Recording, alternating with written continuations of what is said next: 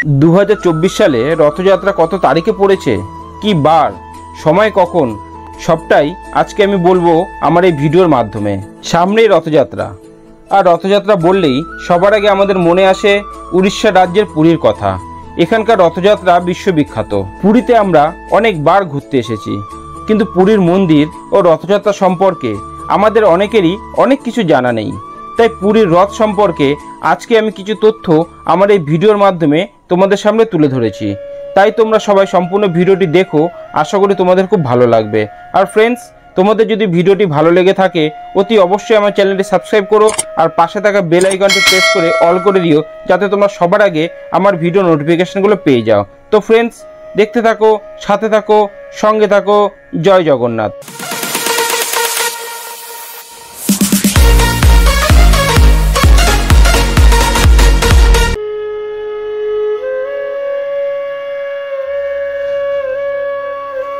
হিন্দু শাস্ত্র অনুসারে প্রতি বছর আষাঢ় মাসের শুক্লাপক্ষ তিথিতে পালিত হয় এই রথযাত্রা।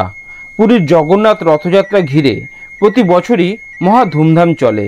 2024 সালে পুরীর জগন্নাথ রথযাত্রা ঘিরেও মহা ধুমধাম অব্যাহত রয়েছে।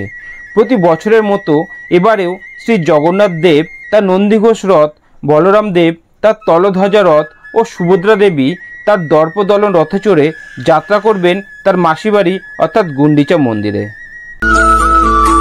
বিষ্ণুর অন্যতম অবতার জগন্নাথ। অক্ষয় তৃতীয়ার দিন থেকেই রথ নির্মাণের কাজ শুরু হয়ে যায়। রথ তৈরি করতে প্রায় সময় লাগে 2 মাস। প্রতি বছর বসন্ত পঞ্চমীর দিনে অর্থাৎ সরস্বতী পুজোর দিন থেকে দশপাল্লার জঙ্গল থেকে কাঠ একত্রিত করা শুরু হয়ে যায়।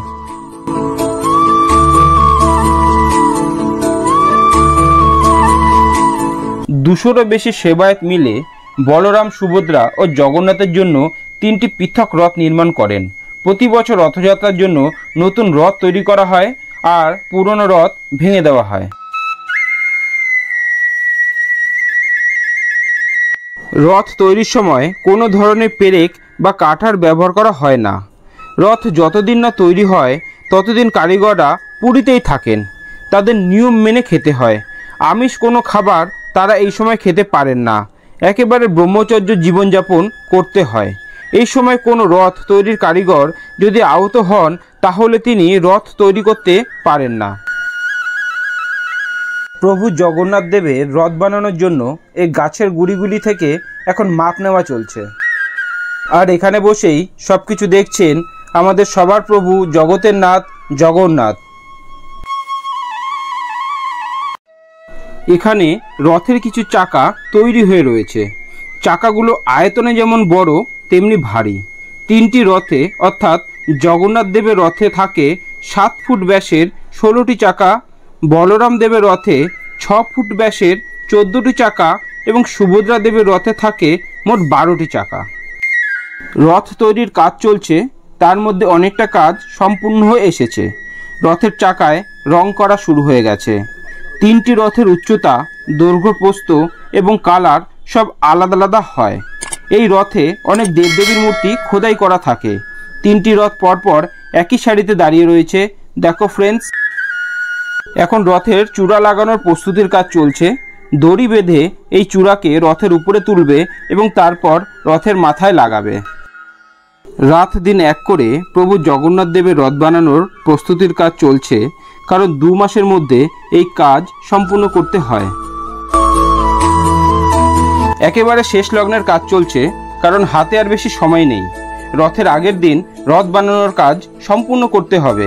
দেখো ফ্রেন্ডস, 3টি রথের মাথায় এখন চূড়া লাগানোর কাজ চলছে।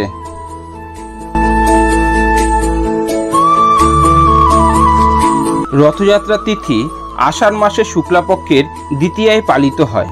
এবছর অর্থাৎ 2024 সালে 7ই জুলাই রবিবার ভোর 4:26 শুরু হচ্ছে আষাঢ় মাসের শুক্লাপক্ষের দ্বিতীয়া তিথি, আর সমাপন হবে 8ই জুলাই।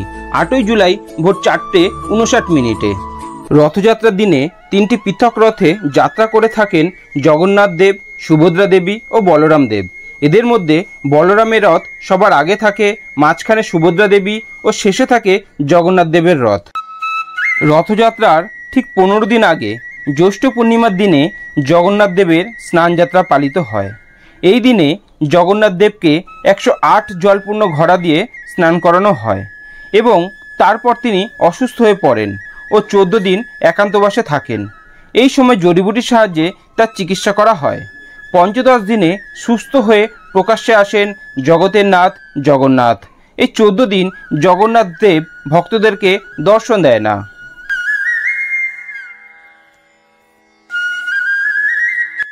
এই 3টি রথের পৃথক নাম রয়েছে। বলরাম দেবের রথ তালধ্বজ নামে পরিচিত। এই রথ লাল ও সবুজ রঙের হয়ে থাকে। সুভদ্রা দেবীর রথের নাম দর্পদলন বা পদ্মরথ। কালো অথবা নীল ও লাল রঙের হয়ে থাকে সুভদ্রা দেবীর রথ। জগন্নাথ দেবের রথের নাম নন্দীঘোষ বা গরুধ্বজ। লাল হলুদ রঙের রথটি জগন্নাথ শ্রীকৃষ্ণের। জগন্নাথ দেবের রথের দড়ির নাম শঙ্খচূড়া নাগিনী, বলরামের বাসুকী নাগ ও সুভদ্রা দেবীর স্বর্ণচূড়া নাগিনী। জগন্নাথ দেবের রথ নন্দীঘোষের উচ্চতা 45.6 ফুট, বলরাম দেবের তালধ্বজা 45 ফুট ও সুভদ্রা দেবীর দর্পদলন রথের উচ্চতা 44.6 ফুট হয়ে থাকে।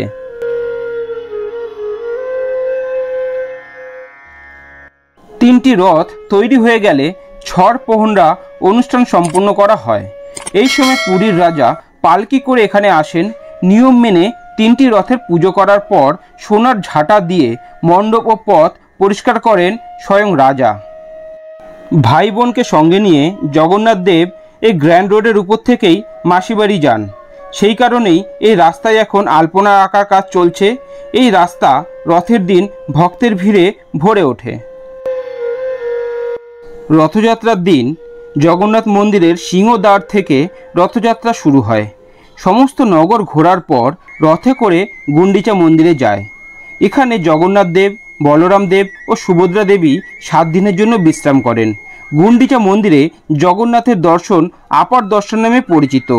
আষাঢ় মাসের দশমীর দিনে গুন্ডিচা মন্দির থেকে পুরীর মন্দিরে রথযাত্রা শুরু হয়। এটি উল্টো রথ নামে পরিচিত। পুরীতে রথের প্রস্তুতি একেবারে শেষ পর্যায়ে। তোমাদের চারিদিকটা একবার একটু ঘুরিয়ে দেখিয়ে দিচ্ছি। দেখো ভক্তের কত ভিড়। অ্যাকচুয়ালি পুরীতে 12 মাসই ভক্তের ভিড় লেগেই থাকে।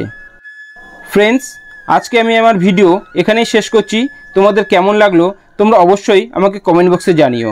আর এরকম নতুন নতুন ভিডিও দেখতে হলে অবশ্যই আমার চ্যানেলটি সাবস্ক্রাইব করে পাশে থাকা বেল আইকনটি প্রেস করে অল করে দিও। তো ফ্রেন্ডস, আবার দেখা হবে নতুন একটি দিনে নতুন একটি ব্লগের সাথে। আজকের মতন টাটা, বাই বাই, জয় জগন্নাথ।